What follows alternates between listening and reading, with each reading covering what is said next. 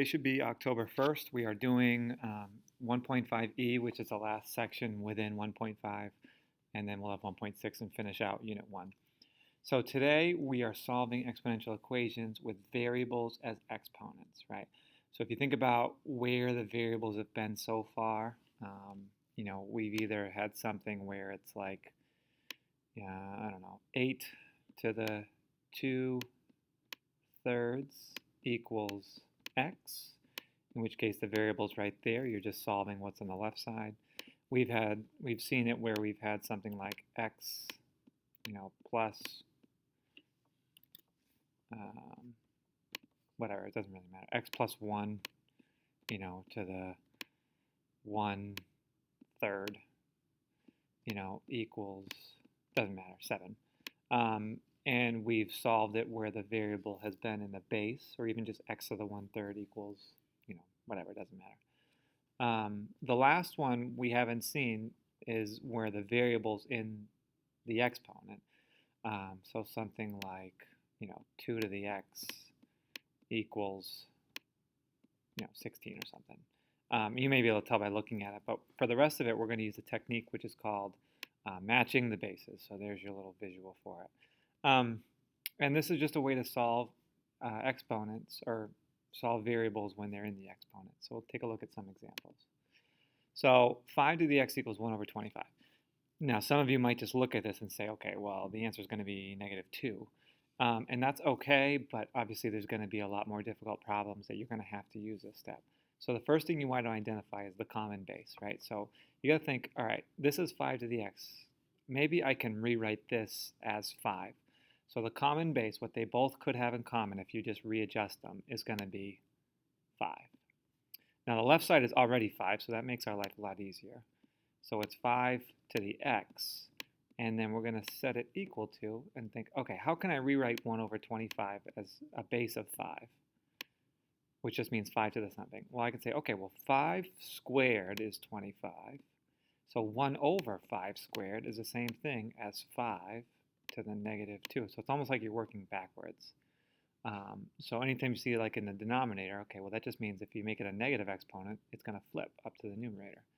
So, 1 over 25 is the same thing as 5 squared. So I'm going to write it, 5 to the -2. So I'm going to rewrite it as 5 to the -2. And as soon as you have this, you have a common base on both sides. You have 5 to the x, 5 to the -2.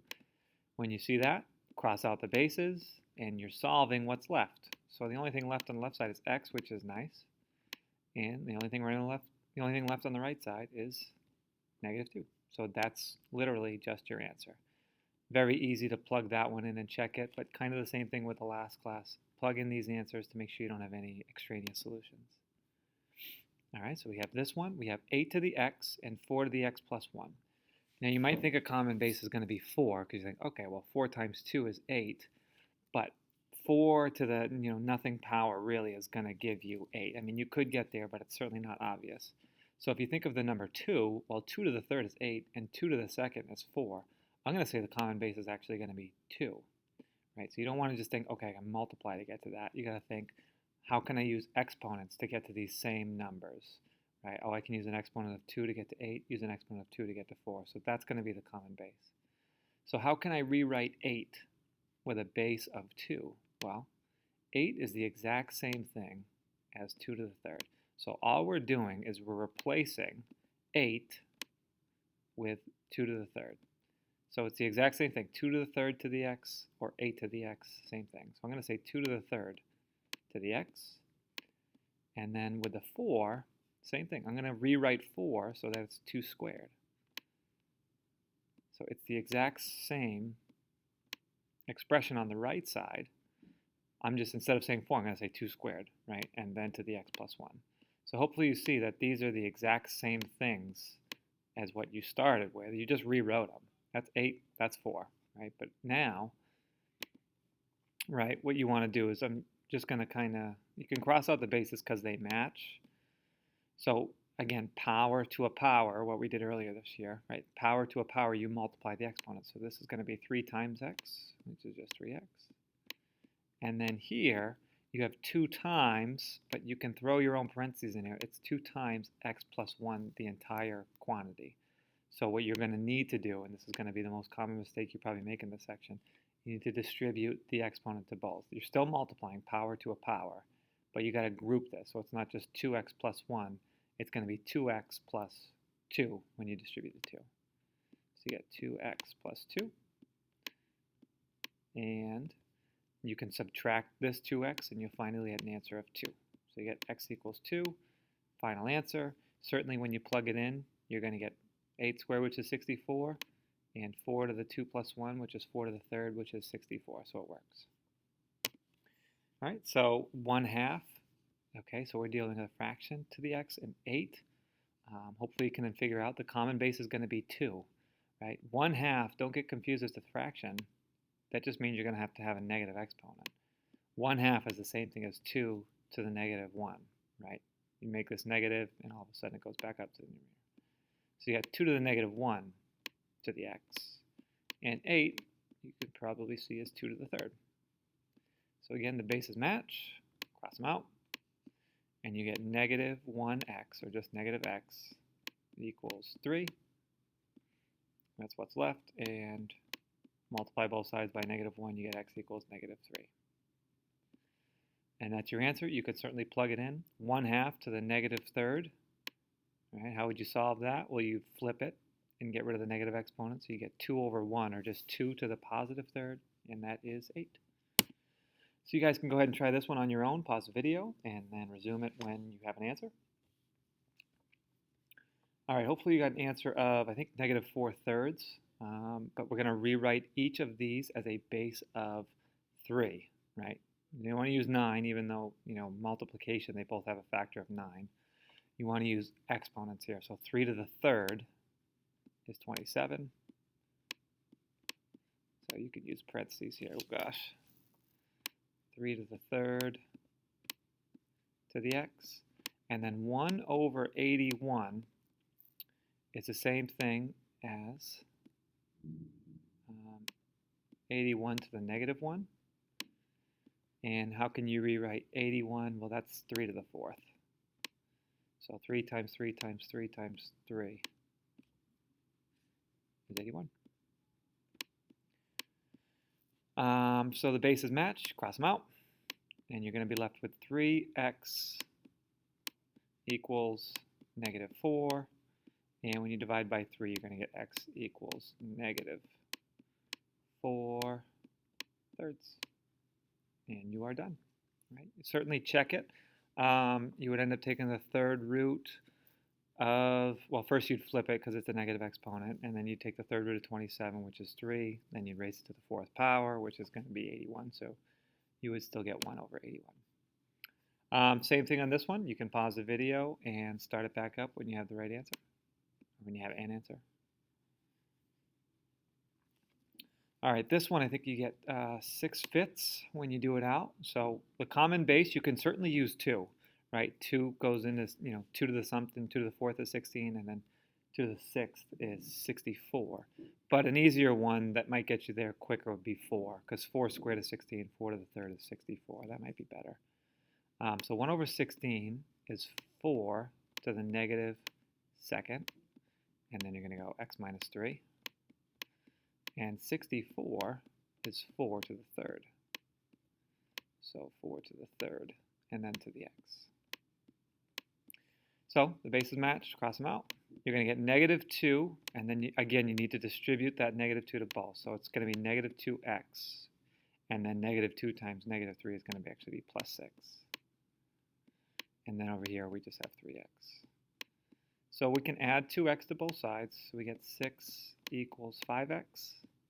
And then divide by 5, and we get something like x equals 6/5. And that's it. You can certainly check this one. It will come out. I'm not to, just for the sake of time. But, you have 6/5 minus 15/5. You get negative 9/5. And like the 5th root of 16 is going to be like square root of 2. And then to the 9th or something. It's going to be, it'll work out. Probably doesn't make sense when I just talk about it, but it will work out when you plug in 6/5. Just might require a little bit more steps. So this is what you guys are doing. 1.5e is an activity. It's on the portal. That's what you're going to do next. It'll say activity right next to it, or say maybe A in parentheses, like this.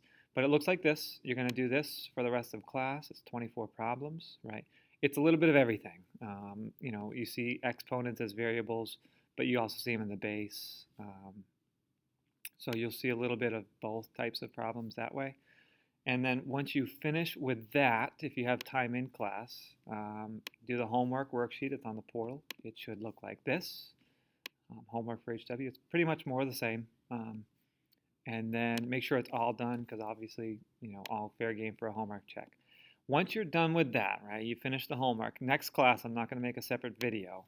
What you're going to do next class is just go right into Schoology in Unit 1. And you're going to go right to this MathGetBall key. There's no, it has the problems and the answers. It's kind of what I used to do MathGetBall with. But, if you want, just open it up. Take the original problem. It's just kind of handwritten, so it's a little sloppy. Take this original problem, solve it, and then just make sure you get the right answer. And kind of keep doing that along the way. It's short. There's only 9 questions, so you might have some extra time. Just use it to study. You can certainly use the book if you want to have more problems. But you should be busy. And that'll be it. The day after you do this will be your quiz, which for you guys is going to be just on 1.5D and E. That's it. So it's just the last 2 lessons. You'll only have 50 minutes to do the quiz. So period 6, you'll have the first 50 minutes, and then your last 16 minutes, you want to use the PSAT slides. You're going to start those. So I have a separate video, which will be PSAT slides. Start those. You're not going to finish, and that's okay. Your homework for that night is going to be, it's going to be cubic function. It's at the bottom or towards the bottom in the folder in Schoology. And then next class, the day after the quiz, just won't do a separate video.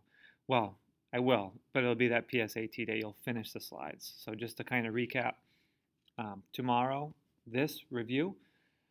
The next day, you have 50 minutes for the quiz. And then the last 16 minutes, actually period 7, when you come back from lunch, you have a little bit longer. Whatever's left of time for that day, just go right to the PSAT slides. And then the day after, which for both of you, or actually for period 6 would be October 7th, for period 7 would be October 8th. Just finish those PSAT slides. The video is probably a little bit longer because there's a lot of questions. Finish those PSAT slides, and then that's it. You don't have any homework that night. Your homework the day of the quiz, though, is a cubic function worksheet, which, if I go back to this, you can see it. And all this stuff is posted right in the homework right here, so you'll be able to follow along. The only thing you need to make sure you do is after the quiz, start the PSAT slides so that you can finish it the next day. That's your homework for the day of the quiz. Okay? Any questions, you can certainly email me, and I should respond somewhat timely. And that's it. Good luck.